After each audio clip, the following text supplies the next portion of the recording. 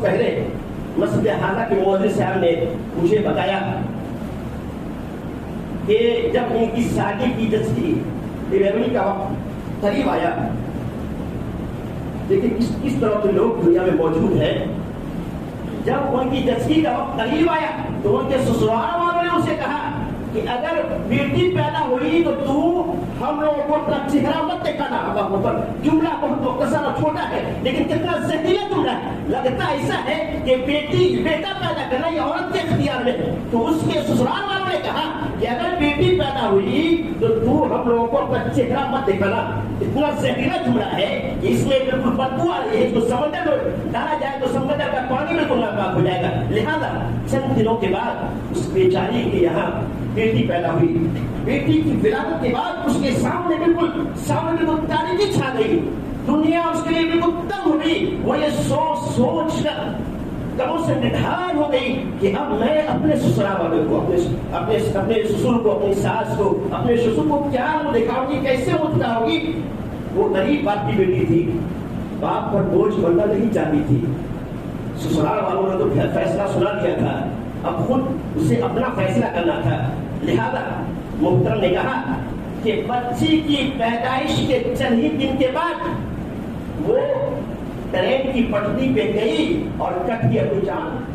ونعوذ بالله من شرور انفسنا ومن سيئات اعمالنا من يهده الله فلا مضل له ومن يضلل فلا هادي له واشهد ان لا اله الا الله وحده لا شريك له واشهد ان محمدا عبده ورسوله قال الله تعالى يا ايها الذين امنوا اتقوا الله حق تقاته ولا تموتن الا وانتم مسلمون يا أيها الناس اتقوا ربكم الذي خلقكم من نفس واحدة وخلق منها زوجها وبث منهما رجالا كثيرا ونساء واتقوا الله الذي تساءلون به والأرحام إن الله كان عليكم رقيبا يا أيها الذين آمنوا اتقوا الله وقولوا قولا سديدا يصلح لكم أعمالكم ويغفر لكم ذنوبكم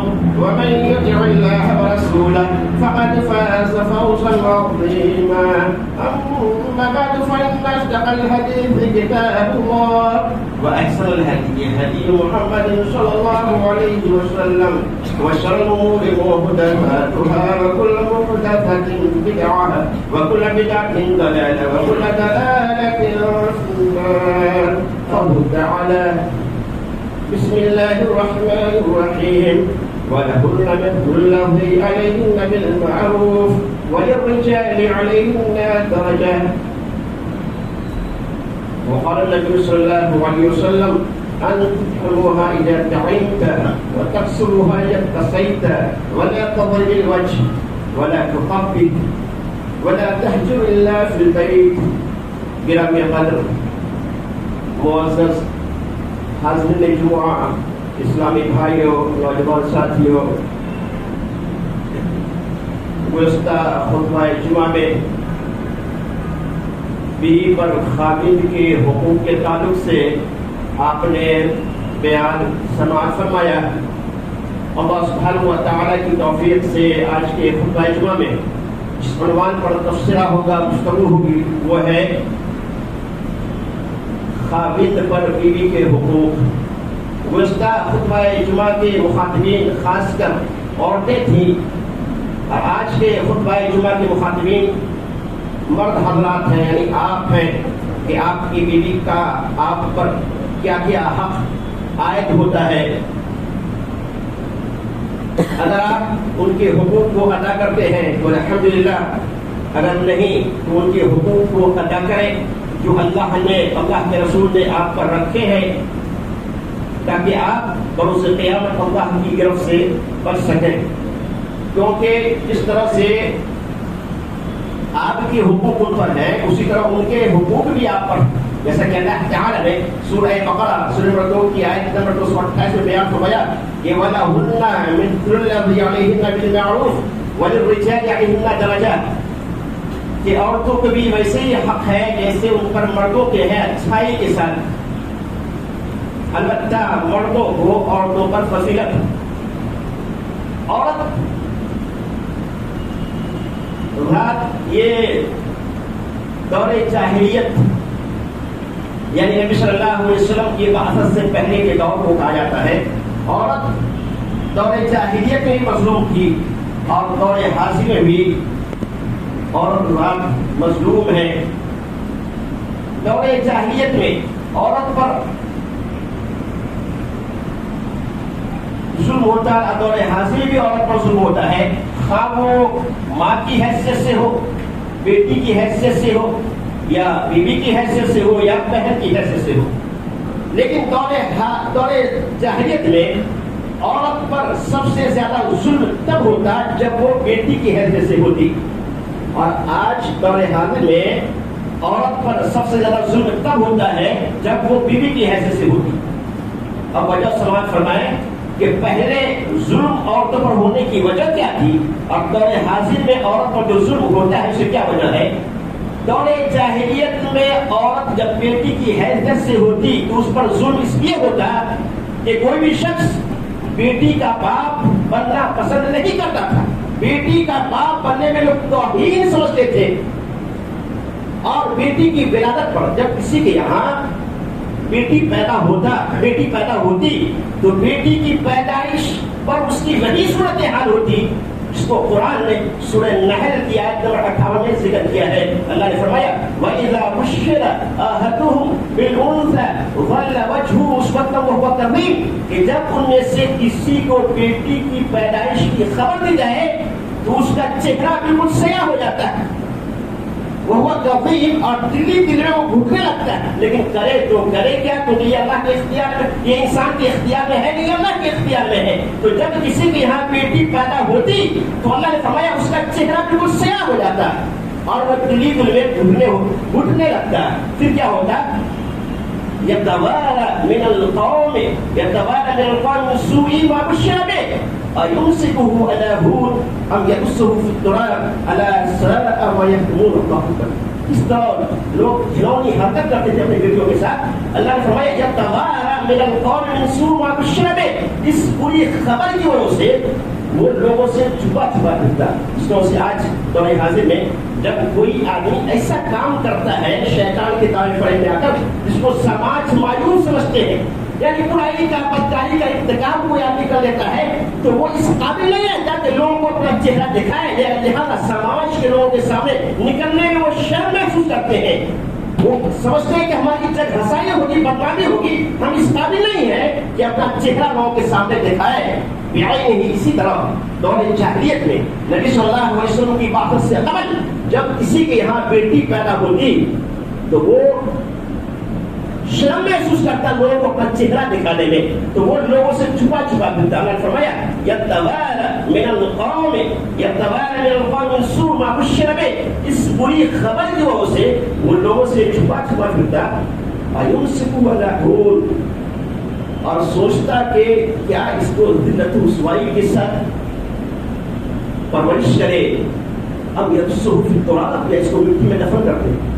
بچی جب پیدا کسی کے یہاں ہوتی تو آدمی سوچتا ذلت کے ساتھ، رسوائی کے ساتھ اس کی پرورش کرے یا اس کو مٹی میں دبا دے. الا ساء ما یحکمون، قرآن نے کہا کیا ہی برے فیصلے یہ بیٹی کے کانوں سے کرتے ہیں. تو دور جاہلیت میں عورت جب بیٹی کی حیثیت سے ہوتی تو سب سے زیادہ ظلم بیٹی پر اس لیے کیا تھا کہ کوئی شخص بیٹی کا باپ بننا پسند نہیں کرتے. اور دور حاضر میں عورت جب بیوی کی حیثیت سے ہوتی ہے تو اس پر سب سے زیادہ ظلم دلت اور جہیز کی وجہ سے کیا جاتا ہے. دلت اور جہیز کی وجہ سے بیٹی کی پیدائش پر لوگوں کے چہرے جناب علی مرجھا جاتے ہیں. وہ خوشی جو بیٹی کی ولادت پر ہوتی ہے، وہ خوشی بیٹی کی ولادت پر آدمی کو حاصل نہیں ہوتی. تو جس طرح سے دور جاہلیت میں کوئی شخص بیٹی کا باپ بننا پسند نہیں کرتا تھا، اسی طرح دور حاضر میں کوئی شخص بیٹی کا باپ بننا پسند نہیں کرتا ہے. جس طرح سے دور جاہلیت میں بیٹی کی پیدائش پر لوگ غمزدہ ہو جاتے تھے، اسی طرح آج بھی سارے لوگوں کی بات میں نہیں کہہ رہا ہوں، آج بھی کچھ ایسے افراد ہیں کہ بیٹی کی پیدائش پر وہ بالکل غمزدہ ہو جاتے ہیں. اور جناب علی مجھے کہہ لینے دیا جائے کہ بعض لوگ، بعض احمق بیوقوف ایسے بھی ہیں کہ اس کی وجہ سے طلاق کی بھی نوبت آ جاتی ہے. ہاں، بیوی کو طلاق بھی دے دیتے ہیں. ابھی چند روز پہلے مسجد حاضہ کے مؤذن صاحب نے مجھے بتایا کہ جب ان کی شادی کی جسٹی ڈلیوری کا وقت قریب آیا، دیکھیں کس طرح کے لوگ دنیا میں موجود ہیں. جب ان کی جسٹی کا وقت قریب آیا تو ان کے سسرال والوں نے ان سے کہا کہ اگر بیٹی پیدا ہوئی تو تو ہم لوگوں کو اپنا چہرہ مت دکھانا. جملہ بہت مختصر اور چھوٹا ہے لیکن کتنا زہریلا جملہ ہے. لگتا ایسا ہے کہ بیٹا پیدا کرنا یہ عورت کے اختیار میں ہے. تو اس کے سسرال والوں نے کہا کہ اگر بیٹی پیدا ہوئی تو تو ہم لوگوں کو اپنا چہرہ مت دکھانا. اتنا زہریلا جملہ ہے کہ اس میں بالکل بدبو آ رہی ہے. اس کو سمندر میں ڈالا جائے تو سمندر کا پانی بالکل ناپاک ہو جائے گا. لہذا چند دنوں کے بعد اس بیچاری کے یہاں بیٹی پیدا ہوئی. بیٹی کی ولادت کے بعد اس کے سامنے بالکل تاریکی چھا گئی. دنیا اس کے لیے بالکل تنگ ہو گئی. وہ یہ سوچ کر کموں سے نڈھال ہو گئی کہ اب میں اپنے سسرال والے کو، اپنے سسر کو، اپنی ساس کو، اپنے سسر کو کیا منہ دکھاؤں گی، کیسے منہ دکھاؤں گی. وہ غریب باپ کی بیٹی تھی، باپ پر بوجھ بننا نہیں چاہتی تھی. سسرال والوں نے تو فیصلہ سنا دیا تھا، اب خود اسے اپنا فیصلہ کرنا تھا. لہذا محترم نے کہا کہ بچی کی پیدائش کے چند ہی دن کے بعد وہ ٹرین کی پٹری پہ گئی اور کٹ کی اپنی جان دے دی اور خودکشی کر لی. اب اس طرح کی موت کے ذمہ دار کون ہے؟ حالانکہ کبھی بیٹا اور کبھی بیٹی کیوں پیدا ہوتی ہے؟ اس کے تعلق سے ایک حدیث سن لیتے. صحیح مسلم کتاب حیض کی حدیث ہے. راوی حدیث ہے ثوبان رضی اللہ عنہ. وہ کہتے ہیں کہ میں اللہ کے نبی صلی اللہ علیہ وسلم کے پاس تھا کہ اتنے میں ایک یہودی عالم، یہودیوں کا سب سے بڑا عالم، سمجھدار شخص اللہ کے نبی صلی اللہ علیہ وسلم کے پاس آتے ہیں. راوی کہتے ہیں انہوں نے آپ سے کہا السلام علیک یا محمد، یعنی الٹ طریقہ سے انہوں نے اللہ کے نبی صلی اللہ علیہ وسلم سلام کیا. اور پھر انہوں نے کئی سوالات کیے. ان میں سے ایک سوال یہ تھا کہ اے محمد صلی اللہ علیہ وسلم، جنتی جب جنت میں جائیں گے تو ان کا سب سے پہلا ناشتہ کیا ہوگا؟ جنت میں جب جنتی جائیں گے تو سب سے پہلے اللہ تعالیٰ ان کی خدمت میں کیا پیش کرے گا، کیا کھانے کو ملے گا؟ یہ سوال کرتے آپ نے فرمایا مچھلی کے جگر کا ٹکڑا. یہ بہت لذیذ غذا ہے. تو یاد رکھیں جنت میں جنتی کو سب سے پہلا جو ناشتہ ملے گا، سب سے پہلے جو میزبانی کی جائے گی، جس چیز سے میزبانی کی جائے گی وہ چیز ہے مچھلی کے جگر کا ٹکڑا. پھر انہوں نے کہا اے محمد صلی اللہ علیہ وسلم، میں آپ سے ایسا سوال کر رہا ہوں. کئی سوالات کرنے کے بعد آخر میں یہ کہا کہ جس کا جواب نبی ہی دے سکتے ہیں. واقعی آپ نبی ہیں جو اس کا جواب دیں. آپ نے کہا پوچھو کیا پوچھنا چاہتے ہو. انہوں نے کہا کبھی لڑکا اور کبھی لڑکی کیوں پیدا ہوتی ہے؟ صحیح مسلم کتاب حیض میں راوی حدیث ہے ثوبان کہتے ہیں کہ اللہ کے نبی صلی اللہ علیہ وسلم نے فرمایا کہ مرد کا پانی سفید اور گاڑھا ہوتا ہے اور عورت کا پانی زرد اور پیلا ہوتا ہے. ہم بستری کے بعد دونوں پانی کا آپس میں اختلاط ہوتا ہے. اللہ نے پھر فرمایا یخرج من بین الصلب والترائب، سورۃ تاریخ کی آیت میں کہ وہ پانی پیٹھ اور سینے کے درمیان سے نکلتا ہے. یخرج من بین الصلب والترائب یعنی ماں کی پیٹھ اور باپ کے سینے سے وہ پانی، باپ کی پیٹھ اور ماں کے سینے سے وہ پانی نکلتا ہے اور دونوں پانی سے انسان کی تخلیق ہوتی ہے. تو آپ نے فرمایا مرد کا پانی سفید اور گاڑھا ہوتا ہے، عورت کا پانی زرد ہوتا ہے. ہم اس طرح کے بعد دونوں پانی کا آپس میں اختلاط ہوتا ہے. اگر مرد کا پانی عورت کے پانی پر غالب آ گیا تو اللہ تعالیٰ کے حکم سے لڑکا بیٹا پیدا ہوتا ہے، اور اگر عورت کا پانی مرد کے پانی پر غالب آ گیا تو اللہ تعالیٰ کے حکم سے بیٹی پیدا ہوتی ہے. تو معلوم ہے کہ یہ سب اللہ کے حکم سے ہوتا ہے. لیکن آج بھی دنیا میں کچھ ایسے احمق اور بیوقوف لوگ ہیں جو یہ نہیں سمجھتے ہیں کہ بیٹا اور بیٹی دینا یہ انسان کے اختیار میں، یا اللہ یا عورت کے اختیار میں نہیں بلکہ اللہ تعالیٰ کے اختیار میں. تو آج عورت پر سب سے زیادہ ظلم تب ہوتا ہے جب وہ بیوی کی حیثیت سے ہوتی ہے. اسی لیے مردوں کے حقوق کے بعد میں نے مناسب سمجھا کہ عورتوں کے حقوق، بیویوں کے حقوق بھی بیان کر دی جائے. تو بیوی کا سب سے پہلا حق، بیوی کا سب سے پہلا حق ہے مہر. اور مہر دینا یہ مرد پر لازم و ضروری. کوئی مرد مہر نہیں دیتا ہے تو پھر اس کی کیا وعید ہے، انشاءاللہ ابھی بات آ رہی ہے. اللہ تعالی نے سورہ نساء سورہ نمبر 4 کی آیت نمبر 4 میں بیان فرمایا وَآتُوا النِّسَاءَ صَدُقَاتِهِنَّ نِحْلًا، عورتوں کو اس کا مہر راضی اور خوشی سے دے دو. اگر وہ خود اپنی مرضی سے کچھ مہر معاف کر دے تو خوش ہو کر کھاؤ، لیکن زبردستی عورتوں سے مہر معاف کروانا، معاف نہ کرے تو طلاق کی دھمکی دینا، یہ عورتوں پر ظلم ہے. بعض لوگ نکاح کے وقت 6 تولہ 7 تولہ اس سے کم یا اس سے زیادہ سونے کی مہر تو مقرر کرتے باندھتے ہیں، لیکن سوچتے ہیں دینا تو ہے نہیں، اسی لیے اپنی ناکوشی کرنے کے لیے، لوگوں میں واہ وہی کے لیے 10 تولہ یا اس سے کم یا اس سے زیادہ یا 8 تولہ یا 9 تولہ سونا تو دیتے ہیں، لیکن نیت یہ ہوتی ہے کہ ہم کو تو دینا ہے نہیں. بعد جب بیوی ہمارے قبضے میں آئے گی تو ہم معاف کروا لیں گے.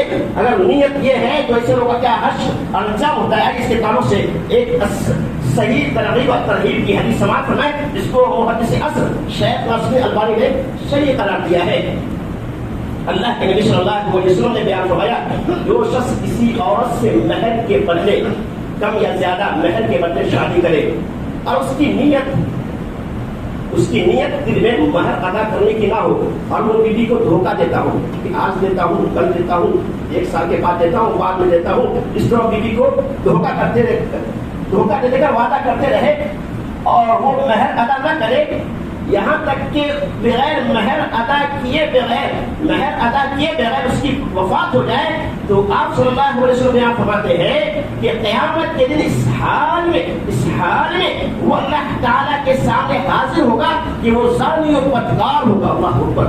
نکاح ہونے کے باوجود اگر کسی کی نیت مہر ادا کرنے کی نہیں ہے تو آپ صلی اللہ علیہ وسلم فرماتے ہیں کہ اللہ کی عدالت میں اس حیثیت سے اس کی حاضری ہوگی کہ وہ زانی و بدکار ہوگا. لہذا میں بات ایسے لوگوں کو بھی جانتا ہوں جن کی شادی ہوئے کئی سال ہو گئے، ان کے بچے اور بچیوں کی، بیٹے اور بیٹیوں کی شادیاں بھی ہو گئی، وہ دادا اور نانا بھی بن گئے، لیکن اب تک انہوں نے اپنی بیوی کا مہر ادا نہیں کیے ہیں. الحمدللہ آپ نے ادا کر دیا ہوگا، لیکن پھر بھی کچھ ایسے بدنصیب ہیں جو اب تک اپنی بیوی کا مہر ادا نہ کیے ہو. انہیں چاہیے کہ وہ پہلی فرصت میں اپنی بیوی کا مہر ادا کر دے، نہیں تو پھر اللہ کے سامنے آپ کی ایسے لوگوں کے لیے یہی وعید ہے جو ابھی آپ نے سنا ہے. تو اس لیے کہ مہر ادا کرنے کے لیے ٹال مٹول نہ کرے، ایک روز فردا کا وعدہ نہ کرے، کیونکہ آپ ہمیشہ دیکھتے ہیں کہ آج انسان کی زندگی پانی کے بلبلی کی سی ہو گئی. انسان کی زندگی پانی کا بلبلا ہے. کب انسان کی وفات ہو جائے یہ کوئی نہیں جانتا. ابھی چند روز پہلے کی بات ہے کہ ایک صاحب جمعہ کے دن اپنی گاڑی سے کار سے بانڈرا جا رہے تھے. گھر سے نکلے ہوئے 2 گھنٹے ہوئے کہ خبر آئی، اکیلے جا رہے تھے، گھبو آئے، اکیلے ڈرائیونگ بھی کر رہے تھے. گھر سے نکلنے کے 2 گھنٹے کے بعد انہوں نے گھر میں سارے لوگوں کے ساتھ ناشتہ کیا. گھر سے نکلنے کے 2 گھنٹے کے بعد کسی نے فون کیا کہ ان کی وفات ہو گئی. سمجھیے، اندازہ لگائیے کہ انسان کی کیا گارنٹی ابھی ہے.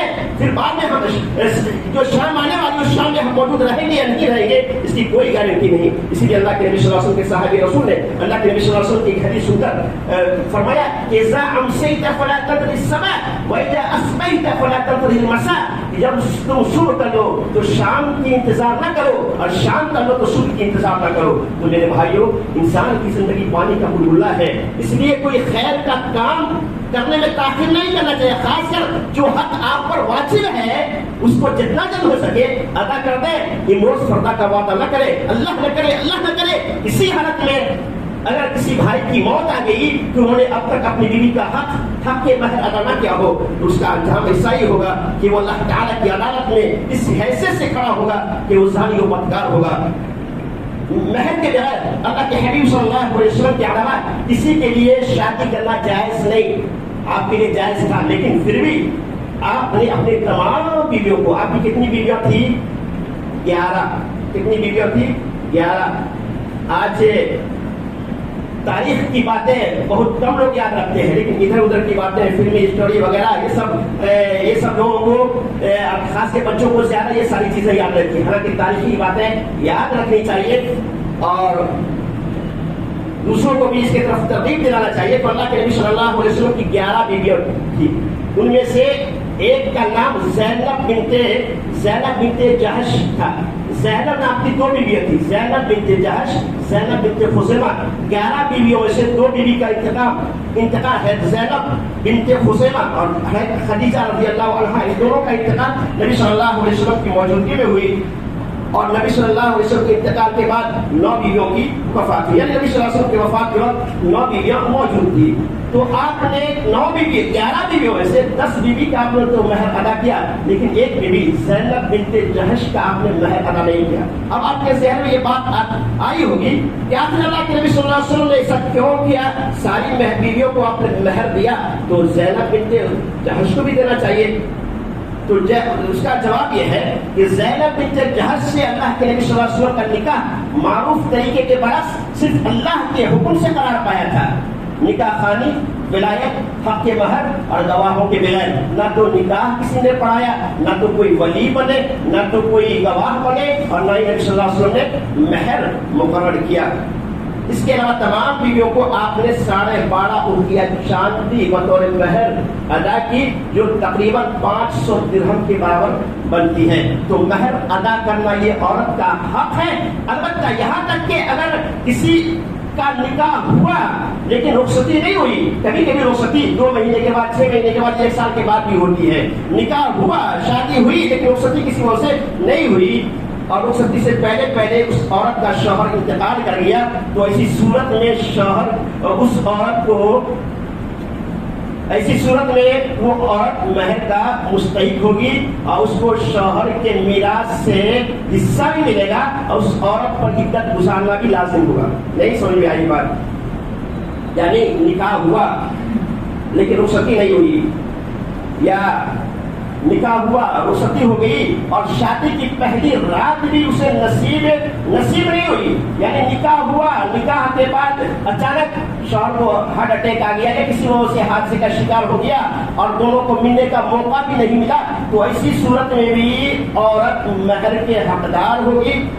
اور اس عورت پر شوہر کا عدت گزارنا، شوہر کی عدت 4 مہینے 10 دن، یہ عدت گزارنا بھی لازم ہے. اور تیسری بات یہ کہ ایسی عورت کو میراث بھی دیا جائے گا، میراث بھی دیا جائے گا. حالانکہ چند گھنٹہ پہلے نکاح ہوا ہے اور رات میں یا درمیان میں شوہر کا حادثہ ہو گیا تو اسے میراث بھی دیا جائے گا. اس کی دلیل کیا ہے؟ آئیے حدیث فرماتے ہیں.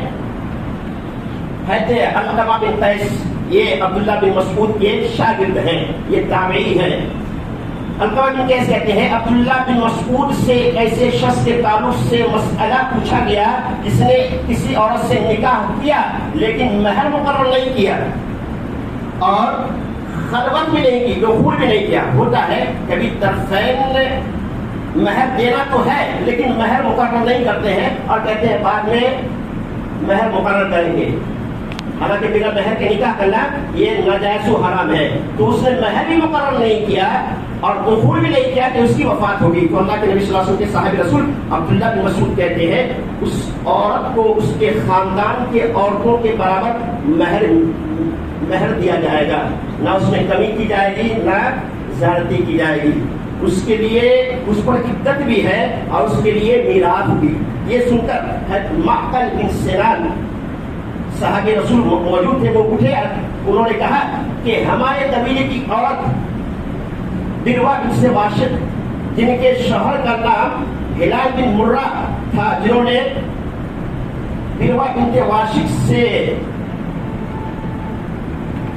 مجامعت کیے بغیر فوت ہو گیا. بلوا بنت واشق سے مجامعت کیے بغیر کے شوہر ہلال بن مرہ کا انتقال ہو گیا. تو اللہ کے نبی صلی اللہ علیہ وسلم نے ہمارے قبیلے کی عورت بلوا بنت واشق کے تعلق سے ایسا ہی مسئلہ بیان فرمایا یا ایسا ہی فیصلہ کیا جیسا فیصلہ عبداللہ بن مسعود نے کیا ہے. یہ سن کر عبداللہ بن مسعود بہت خوش ہوئے. تو اس حدیث سے معلوم یہ ہوا کہ اللہ کے نبی صلی اللہ علیہ وسلم نے اسی طرح کا فتویٰ دیا ہے کہ اگر کسی عورت کا نکاح ہوا لیکن رخصتی سے پہلے یا خلوت صحیحہ سے پہلے شوہر کی وفات ہو گئی تو ایسی عورت کو مہر بھی ملے گا. ایسی عورت پر شوہر کی وفات پر عدت 4 دن 10 دن گزارنی لازم ہے. ایسی عورت کو شوہر کے مال سے میراث بھی ملے گا. عورت کے جو حقوق ہے ان میں سے ایک حق ہے نان و نفقہ، یعنی بیوی کے لیے روٹی کپڑا مکان کا انتظام و انتظام کرنا یہ شوہر کا حق ہے. شادی سے پہلے عورت کے سارے اخراجات کی ذمہ داری والدین کی سر رہتی ہے، لیکن شادی کے بعد عورت کے اخراجات کی ساری ذمہ داری شوہر کے سر رہتی ہے. یہ ذمہ داری اللہ نے ہمیں آپ کو سپرد کی ہے، لہذا اس کے روٹی کپڑا اور مکان کا یا اس کے جائز اخراجات کا انتظام و انتظام کرنا یہ اس کے شوہر کا حق ہے. اگر شوہر ادا نہیں کرتا ہے تو وہ گنہگار ہوگا. حضرت معاویہ القشیری رضی اللہ عنہ نے اللہ کے نبی صلی اللہ علیہ وسلم پوچھا یا رسول اللہ صلی اللہ علیہ وسلم ہماری بیوی کا ہم پر کیا حق ہے؟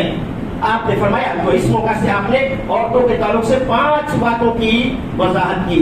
آپ نے فرمایا ان تطعمها يطعمك وتكسوها يكتسيك ولا تظهر الوجه ولا تقبل ولا تهجر الا في البيت. سنن ابی داؤد کی حدیث ہے. آپ نے فرمایا ان تطعمها يطعمك، جو تم کھاؤ اسے بھی کھلاؤ. ایسا نہیں کہ آپ ہوٹلوں میں بیٹھ کر اچھا کھائیں، اپنے بیوی اور بال بچوں کو محروم رکھیں، یہ غلط ہے. اگر سفر میں ہے تو الگ سی بات ہے، لیکن کوئی آدمی ایسا معمول بناتا ہے تو یہ غلط کرتا ہے. بلکہ جو کھانا ہے وہ گھر میں لائے یا گھر میں بنائے، بال بچوں کے ساتھ بیٹھ کر کے کھائیں. تو آپ نے فرمایا ان تطعمها يطعمك وتكسوها يكتسيك، جو تم کھاؤ اسے کھلاؤ، جو تم پہنو اسے پہناؤ. یا جس طرح کا لباس آپ اپنے لیے پسند کرتے ہیں ویسا ہی ان کا لباس اپنے بیوی اور بچوں کے لیے پسند کرے.